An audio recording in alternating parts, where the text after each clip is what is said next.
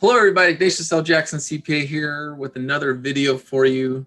Today we're talking about a recent NCAA rule change and a recent decision by the Supreme Court that basically forced the NCAA to finally change their rules, allowing college athletes to receive compensation for the use of their name, image, and likeness, okay? That's what they're calling it anyways, name, image, and likeness. So what that is going to result in a plethora of stuff coming up into the future. And we're going to talk through some of that with you, give you some thoughts and some insights on what these college athletes should be doing. So stay tuned. We'll be right back in a second.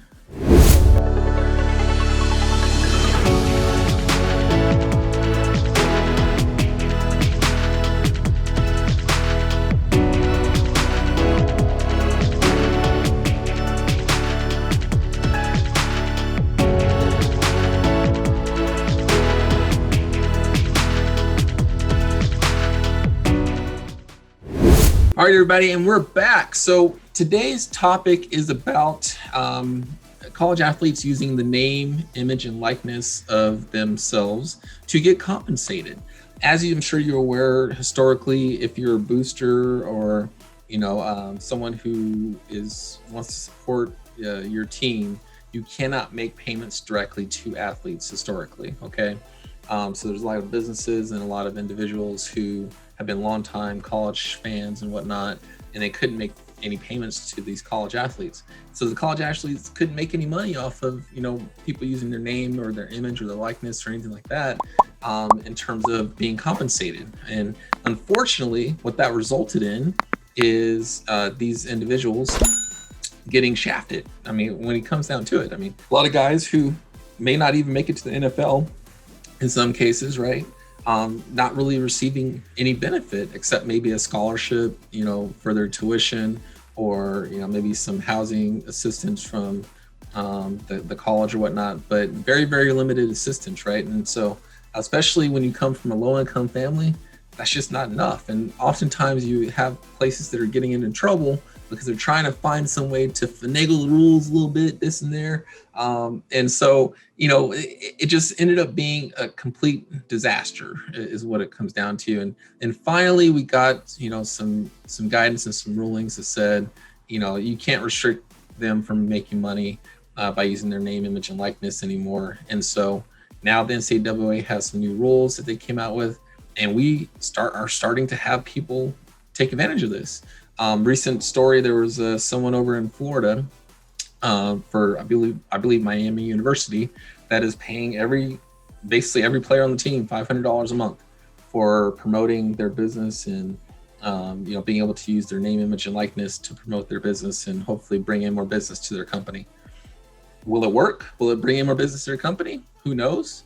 But hopefully it does. And at the same time, hopefully, those athletes are actually having some advantages now by being able to get paid for, spending some time doing some tweets and Instagram posts or whatnot, supporting those particular businesses. So, it's kind of interesting. I think we're going to see a lot more of it. It's just barely started, right? So I believe the rule just went into effect as of July 1st is the first time that people were able to do it. Now, even though the NCAA changed their rules, some states restrict what students can receive as well, and so there's still some changes that have to be made at the state level to get this fully updated. But a lot of opportunity. Now, what are we going to talk about here today? All right, we're going to give these student athletes some advice. I from a tax standpoint, I feel like it's my place, and especially considering that a lot of the sports that tend to have probably are going to have some of the larger payments using this, exception to the typical rules to say you can't, just give students money or whatever. There's going to be, I feel like the majority of these students are minority. Let's just be honest. I mean, if you look at the football stars, the basketball stars, and some other major sports that are out there, they tend to be minorities, and in some cases, in a lot of cases, blacks. So from that perspective, I just felt like it was kind of needed for me to come out here and just give some thoughts and perspectives, and just kind of see if we can hopefully educate some of these guys, because in a lot of cases, these younger college students, have never really had any financial education experience. Whether they're Black, white, Hispanic, etc. There's still unfortunately, a lot of students that are from low-income areas or from, disadvantaged backgrounds, to where they may not have that education that's available to them. And so hopefully this video will make its way around, and we can give them some good advice on some things to consider and do to help them save money on taxes when they're receiving these payments, and to start thinking about ways to change their mindset. Okay, so first thing that I'll say, more likely than not, these payments are going to be considered as contractor payments, meaning you're going to receive a 1099. Okay, now I want you to think about whether you should be using your social security number or whether you should create an entity and use an EIN number. And what's going to be the deciding factor there is what I talk about in a lot of my other videos in terms of S corporations, things like that, and whether it makes sense to have one, is how much you think you're going to obtain in payments. Okay, so if you think that you're going to obtain more than, let's say, $40,000 after all of your expenses, okay, then you should probably consider being an S corporation. The safest bet would be just to create an LLC at the beginning, have all the payments going into the LLC. There's ways that we can backdate the S corporation election at a certain date in the future, assuming that you have the LLC in place. Okay, but I would definitely recommend at least having LLC in place and have the payments go into that LLC instead of going directly to you as the individual. It just gives you more flexibility and more options. Okay, you still get to utilize the money however you want to use it, but the second part of this is going to be, once you have that business set up and you have the payments coming in, the second part is going to be spending the money wisely so that you are saving yourself money on taxes, as well as putting some money towards your future. Okay, and making sure that you're kind of able to, obviously, first and foremost, you got to pay your bills. I understand that, but don't let people start getting on the gravy train. Don't send a bunch of payments to a bunch of your friends and family and whatnot. I mean, try to hold off on doing some of that stuff, until you actually make it to the pros, maybe. Because let me just tell you this: tomorrow's never guaranteed. If you don't know, you should know. You could get injured at any point as an athlete, and your career could be potentially over. Okay, you could lose your scholarship for some reason, academics or whatever, and your career could be over. There's so many different things that can happen in a short period of time that it doesn't make sense for you to waste all your money initially.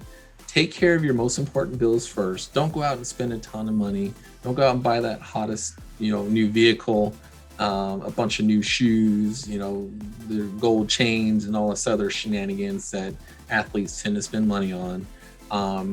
Make sure you are saving a good percentage of the dollars that you're making. Okay. And there's multiple ways that you can do that. All right. One way that you can do some saving is to do a Roth IRA. That is one thing I think you should absolutely do. Max out on it 110%, as much as you can put in, which is $6,000. There's no way to do 110%, but max out on it. You get the point.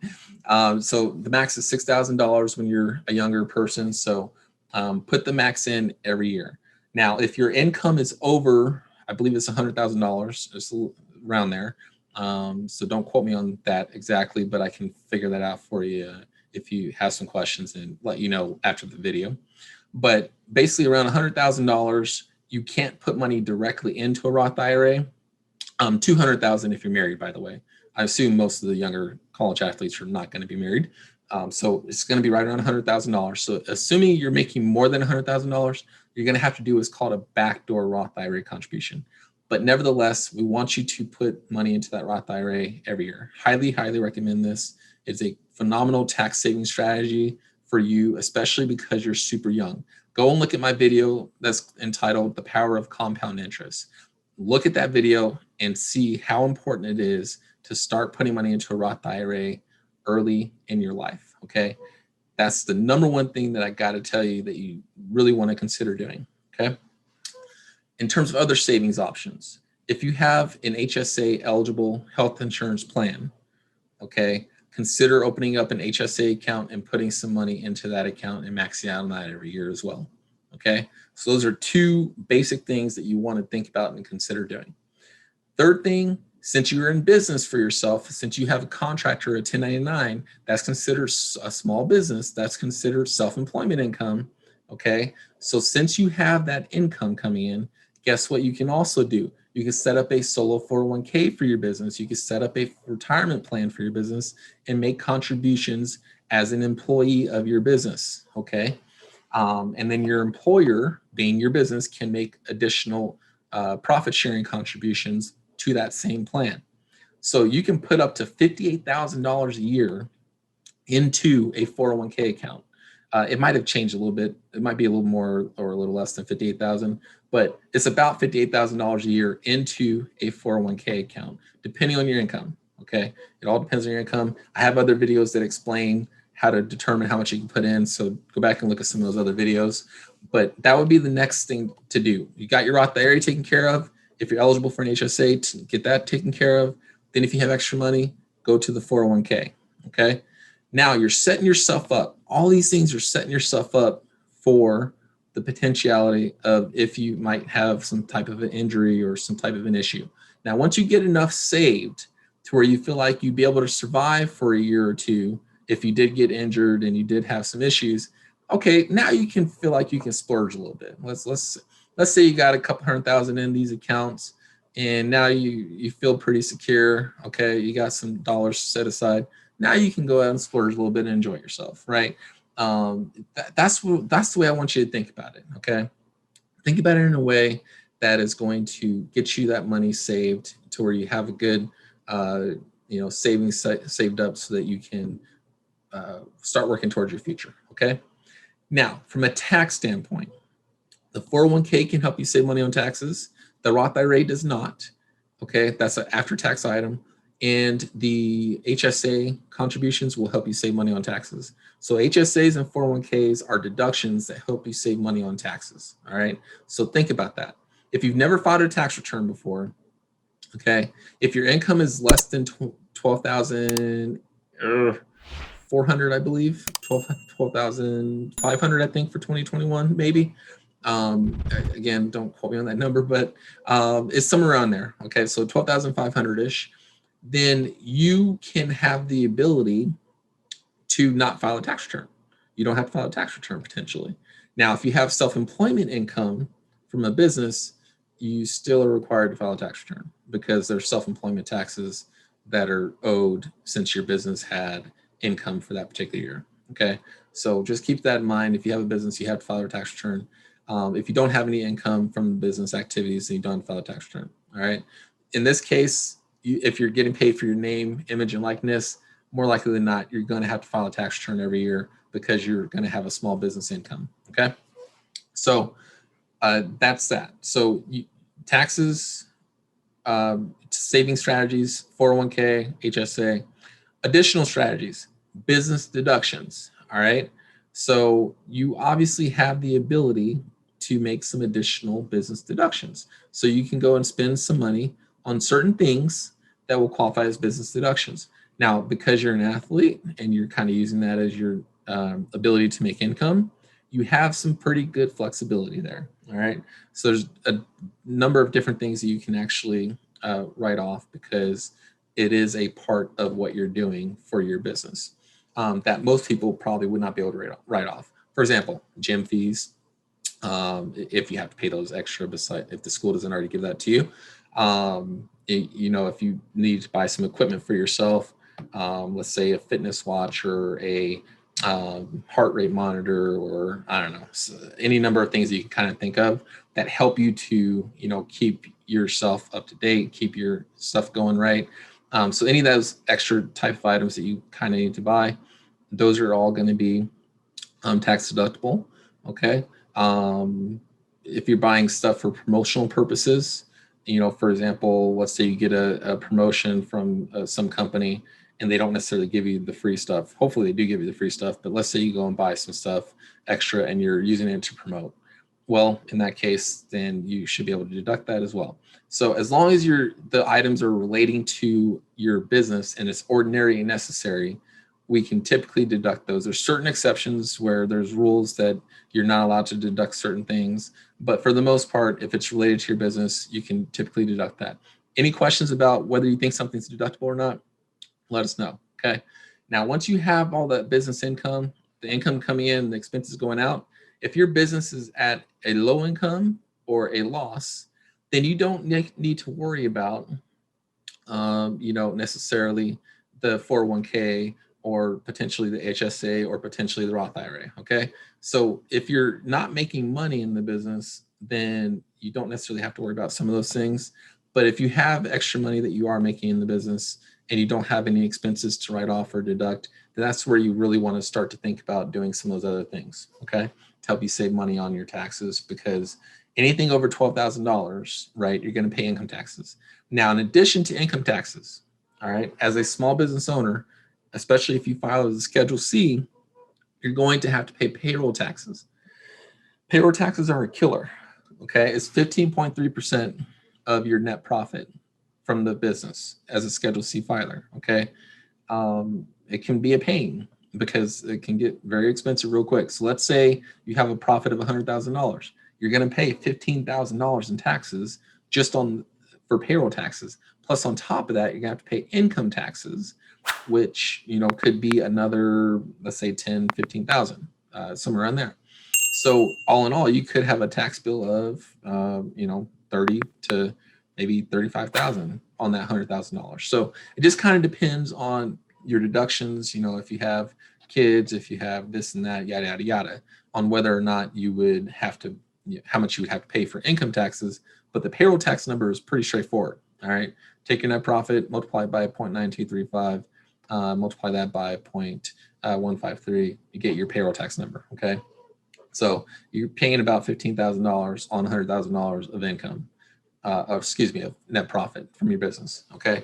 So that is a killer. Most people don't know that because you haven't been a contractor before. You've probably mostly been W-2 employees. Like, let's say you have a side job or you work at the school or something like that. Usually going to be paid as a W-2 employee. So you're not used to being a contractor and receiving a 1099. When you're a contractor, you're responsible for paying all your payroll taxes. If there's nothing else I could tell you, is think about the fact that you're responsible for paying all your payroll taxes. Okay. And that's the whole reason why we might want to consider making you an S corporation to help save you on some of those payroll taxes. That is a number one key strategy for small business owners when you're making more than 40,000, 50,000, somewhere in that range of net profit per year. You want to be an S corporation for your business to help you save money on payroll taxes. Okay. Otherwise, you're going to get killed when you get to the end of the year. So another thing that you want to do is save money for the taxes. Okay. I'd recommend making quarterly payments. If you don't, aren't able to make quarterly payments, at least make a payment by the end of the year, so that you can at least have something paid in, so you don't get to the filing your taxes and all of a sudden you owe $20,000, $30,000, $40,000 in taxes and you can't pay it. Last thing you want to do is get in trouble with the IRS or your state. Okay. You want to pay your bills. You want to pay it one time. And you want to make sure that you get that taken care of, because you do not want to get in trouble with IRS, guys. All right. Guys and gals, excuse me. So ultimately, those are a couple quick, nice and easy tips. Have that LLC in place. All right. Utilize that to receive the payments. Utilize that to have your business expenses coming out of the bank account. Okay.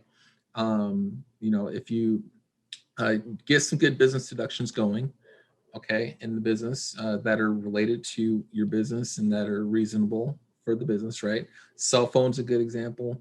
Potentially a home office. You can potentially have mileage that you're incurring. Any supplies for the business, like you can get a website going and stuff like that.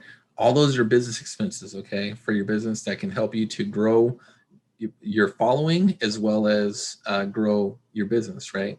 And so That's all gonna spur you into, and now you have all this stuff set up when you get to the pros potentially as well. Once you get to the pros, all this stuff is already going, it's already set up, you're already rocking and rolling, so that when you continue to get your endorsement deals and things like that happen, bam, you're in good shape. So nevertheless, that's some good points. And then once you have all that taken care of, definitely start to save.